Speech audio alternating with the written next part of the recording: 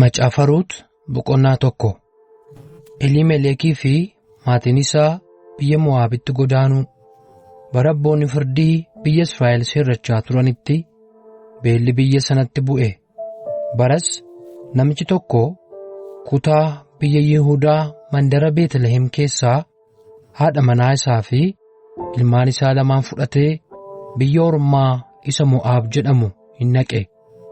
Maqaan jarreen Efraataa warra mandara Beetlehemii ba'anii biyya Mo'aab takkaa taa'uudhaaf itti galan kanaa Eliimelek, haati manaa isaa Naa'omii, ilmaan isaa lamaan immoo Maahiloonii fi Kiliyoon ture. Eliimelek hin du'e. Haati manaa isaa Naa'omiin garuu ilmaan ishee lamaanii wajjin hafte. Ilmaan ishee kunis durba warra Mo'aab keessaa isheen tokko Orphaa, isheen kaanis Ruut kan jedhamtu fuudhan. Maatiin kun walumatti akka waggaa 10 achi taa'an. Booddee immoo Maahilooniif Kiliyoon duunaan dubartittiin abbaa manaa ishee fi ilmaan ishee lamaan hin dhabde. Naa'omiin ergasii Ruutii wajjin gara Beetlehemitti deebi'uu ishee. Naa'omiin biyya Mo'aab keessa utuma jirtuu Waaqayyo saba isaa ilaalee midhaan akka kenneef waan dhageesseef niitota ilmaan ishee wajjin gara biyyaatti deebi'uudhaaf kaate.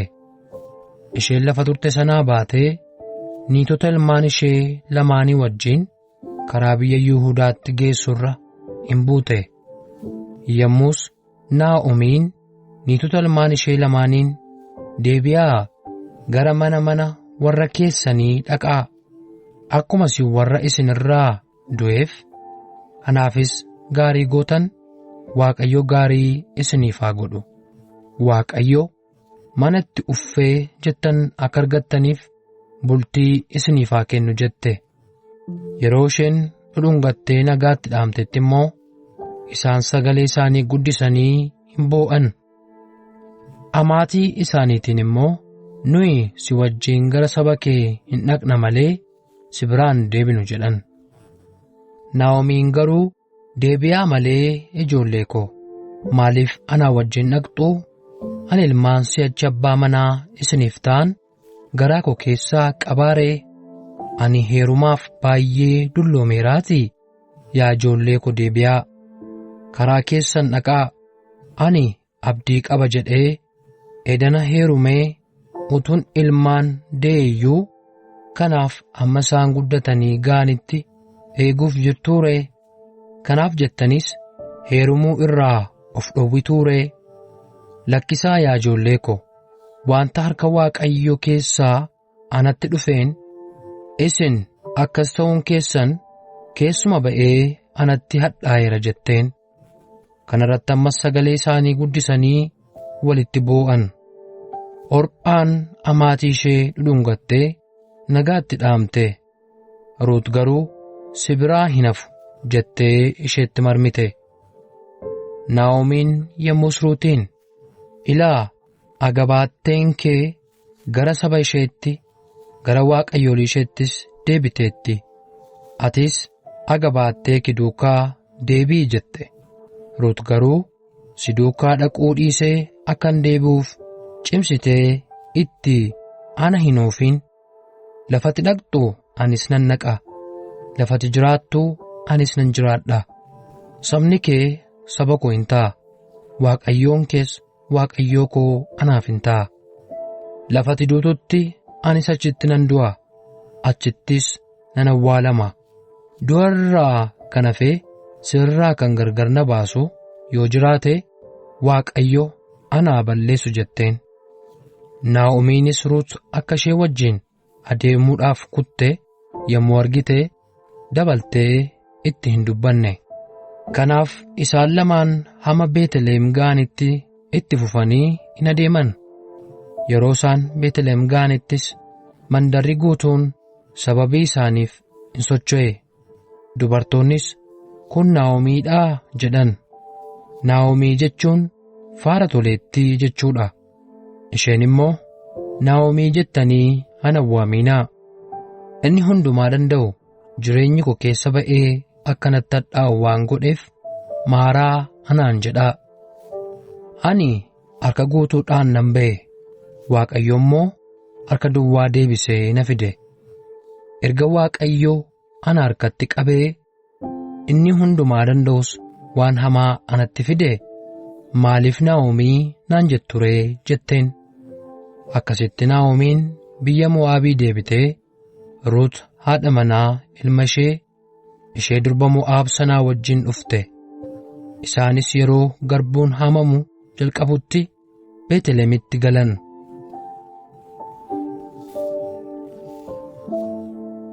Macaafa Ruut boqonnaa 2. Ruut maasii Bo'aaz keessaa qarmii bu'achuu ishee.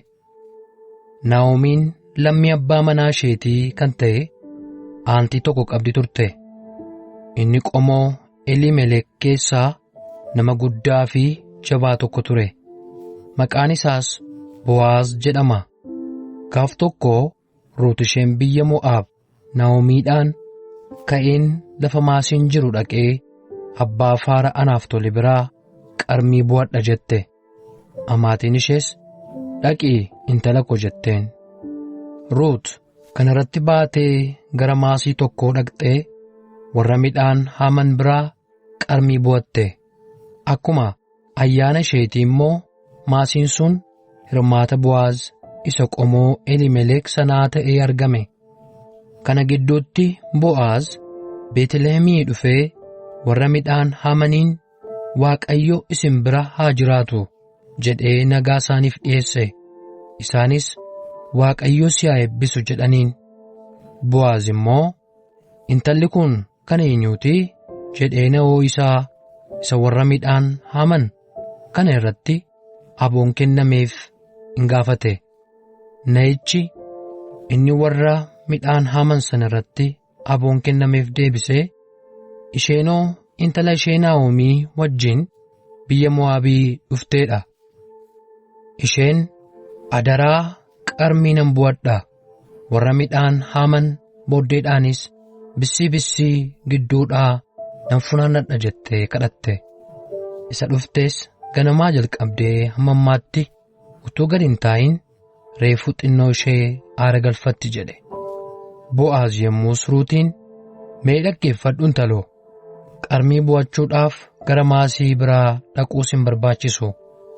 Asii hin adeemin, dubartoota maasii koo keessa hojjetan biraas hin hafin. Maasii isaan keessaa midhaan haaman ijaan qabi, isaan duukaa dhaqi. Hojjettoonnis akkasii hin tuqneef kunoo ana abboomeera. Yommuu dheebottus gara qodaa bishaanii dhaqii isa hojjettoonni waraaban dhugi jedhe. Ruut kana irratti lafa geessee qommaatee Bo'aaziin, attamitti akkas faara anaaf tolte, ana ishee ormaas akka firaatti na ilaalte jette. Bo'aaz immoo deebisee Ruutiin, erga abbaan manaa kee du'ee wanti ati amaatii keef goote hundinuu tokko tokkoon anatti himameera. Attamitti abbaa keef haadha kee biyya itti dhalattis dhiiftee gara saba dur hin beeknee akkati dhufte dhaga'eera. Gocha keetiif Waaqayyo waan gaarii siif haa deebisu. Gatiin kees Waaqayyo Gooftaa Israa'el isa ati bobaa isaa jalatti kooluu galte biraa waan gaariidhaan siif haa guutu jedhe. Isheen yommus, ati faara anaaf tolteetta gooftaa koo, ani illee hojjettoota kee keessaa hamma ishee tokko iyyuu hin ga'u. Ati garuu na jajjabeessitee waan hojjettuu kee garaa ciibsu dubbatteetta jette. Yeroo itti guceedhaaf ta'anittis Bo'aaz Ruutiin, as dhiyaadhu, buddeenas cabsadhu, cuunfaa wayinii isa dhangaggaa'e kanattis cuuphathu jedhe.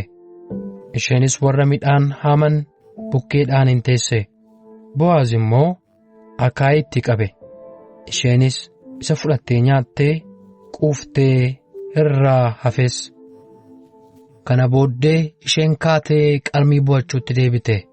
Bo'aaz immoo hojjettoota isaatiin, bissii gidduudhaa iyyuu haa bu'attu, ishee irrifaasisiinaa. Kana maleeyyuu isheen haa bu'attuutii duroo keessaa luqqisaatii hambisaaf. Isin immoo hin ifatinaa jedhe. Akkasitti isheen hamma galgalaatti qarmii bu'atte. Garbuu bu'atte sanas cagaddee akka quunnaa 3 ba'eef. Isheen midhaanicha ol fudhattee mandaratti galte. Isa bu'atte sanas amaatii isheetti argisiifte. Isa guyyaa nyaattee quufte irraa hambiftes gad fuutee amaatii isheetiif illaatte. Yommus amaatiin ishee Ruutiin har'a eessaa bu'attee eessaa waa barbaaddachaa oolte? Namicha karaa kana siif yaade Waaqayyo haa eebbisu jette. Ruut eenyu biraa akka bu'achaa oolte maqaan namicha isheen biraa hojjechaa ooltes Bo'aaz ta'uu isaa amaatii isheetti himte. Kana irratti Naa'omiin haadha manaa ilma isheetiin Waaqayyo inni gaarummaa isaa warra jiraniif warra du'an irraa hin fudhanne isaa haa eebbisu jettee itti fuftees, namichi kun fira nutti dhiyaatu barcumas kan qajeelchudha jette. Ruut isheen biyya Mo'aab kun immoo hamma hojjettoonni koo midhaan koo hundumaa sassaabanii fixanitti isaan biraa hin hafiin anaan jedheera jette. Naa'omiinis Ruut haadha manaa ilma isheetiin maasii nama biraa keessa dhaqxee namni si tuquu irra dubartoota warra isaaf hojjetanii wajjin ba'uun kee ba'eessa yaa intala koo jette. Ruut amma garbuuniif qamadiin hundinuu sassaabamee galutti qarmii bu'achuudhaaf dubartoota warra Bo'aaziif hojjetan biraa hin hafne. Amaatii ishee wajjin taa'uus hin dhiifne.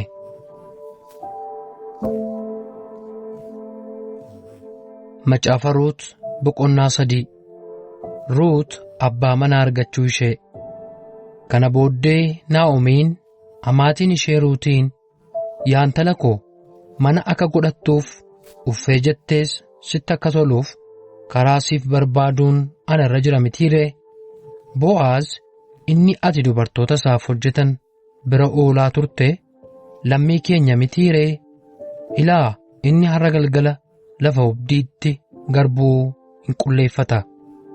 Kanaaf ati dhiqadhuu, dibadhuu, uffadhuu, wayyaa kees fudhadhuu lafa obdii sanatti gadi bu'i.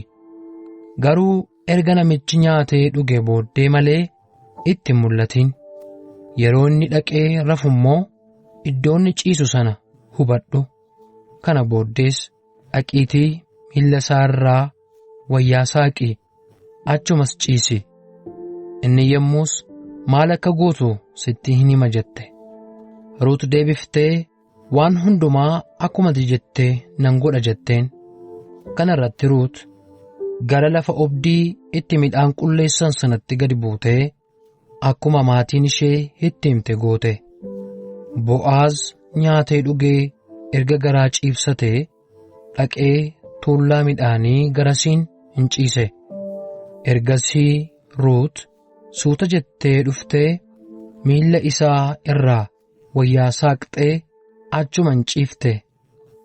Gara halkan walakkaatti namichi bir jedhee garagalee yommuu ilaalu dubartiin tokko gara miilla isaa jalaan utuu ciiftuu argee, eenyu ati jedhe. Isheen immoo deebiftee, ana Ruut hojjettuu keeti.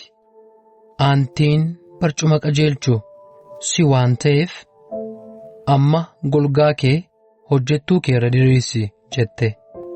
Innis, Waaqayyo si haa eebbisu intalo. Hiyyeessotas haa ta'anii sooressotas haa ta'anii ati warra dargaggoota duukaa hin buune. Kanaan isa dura argisiifte caalaa gaarii gochuu kee argisiifteetta. Ammas hin sodaatin yaa intalo.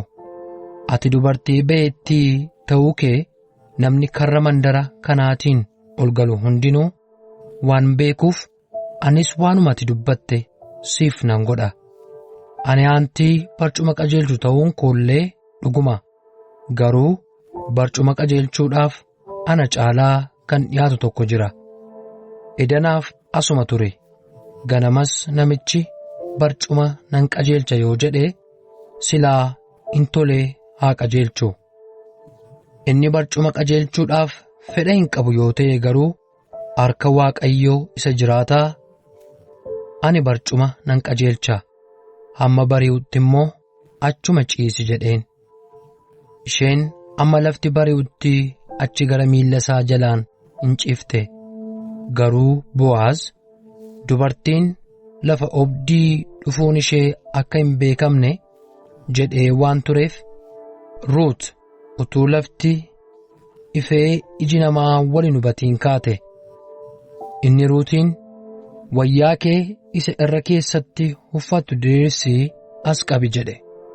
Isheen immoo wayyaa ishee itti qabde. Achumaanis garbuu qodaa safaraa 6 itti naqee fi ol fuudhee hin baachise. Akkasitti isheen deebitee mandaratti hin galte. Yeroo isheen galtees amaatiin ishee intala koo attam taatee jetteen. Yommus isheen immoo wanta namichi isheedhaaf godhe hundumaa itti himte. Inni harka kee duwwaa gara amaatii keetitti hin deebi'in jedhee kunoo garbuu qodaa safaraa 6 kana anaaf kenne jetteen. Yommus Naa'omiin yaa intala koo namichi kun hara dubbii kana utuu hin raawwatiin hin boqotu. Kanaaf amma gara dubbichi itti deebi'u bartuutti calluma jedhii taa ilaali ittiin jette.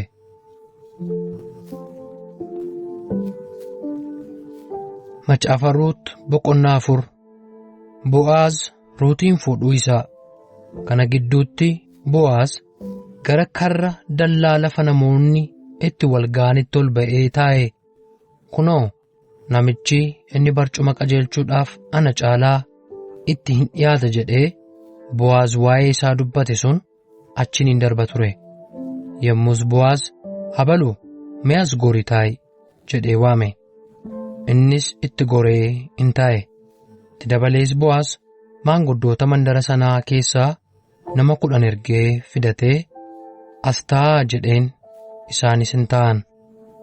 Kana booddee Bo'aaz namicha barcuma qajeelchuudhaaf caalaa itti dhiyaatu sanaan Naa'omiin isheen biyya Mo'aabii deebite sun lafa hirmaata Eliimelek lammii keenyaa gurgurachuu hin barbaaddi. Ammas waa'ee isaatiif kanan yaadee mul'inatti sitti nan hima. Warras taa'an kana duratti hangafoota saba kootii duratti lafa kana oolfadhu. Yoo oolfachuu feete oolfadhu. Yoo fedha isaa hin qabdu ta'e garuu akkan baruuf anatti himi. Namni oolfachuun ta'uuf si malee kan biraan jiru. Sitti immoo anatu aana jedhe. Namichis nan oolfadha jedhe. Bo'aaz immoo egaa Naa'omii harkaa laficha gaafa oolfattu maqaa namicha du'ee iddoo dhaala isaatiitti deebisuudhaaf barcuma namicha du'ees qajeelchuudhaaf Ruut haadha manaa isaa ishee biyya Mo'aabis immoo oolfachuu keeti jedhe. Namichi laficha nan oolfadha jedhe kunis lafa isaanii dhaaluudhaaf bitu kana dhabuuf jira. Kanaaf ani danda'ee in oolfadhu. Egaa nama oolfatu ta'uu waan an dadhabeef waan oolfachuun ana irra ture ati ofii keetii oolfadhu jedhe.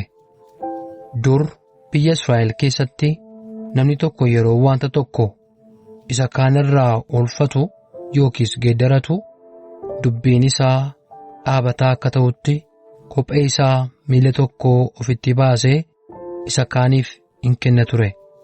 Kun Israa'el keessatti wanta isaan ittiin dubbii walii galtee isaanii cimsan ture. Kanaaf namichi laficha oolfachuu hin danda'u jedhe kun Bo'aaziin ati ofii keetii oolfadhu jedhee kophee isaa miila tokko ofitti baasee itti kenne.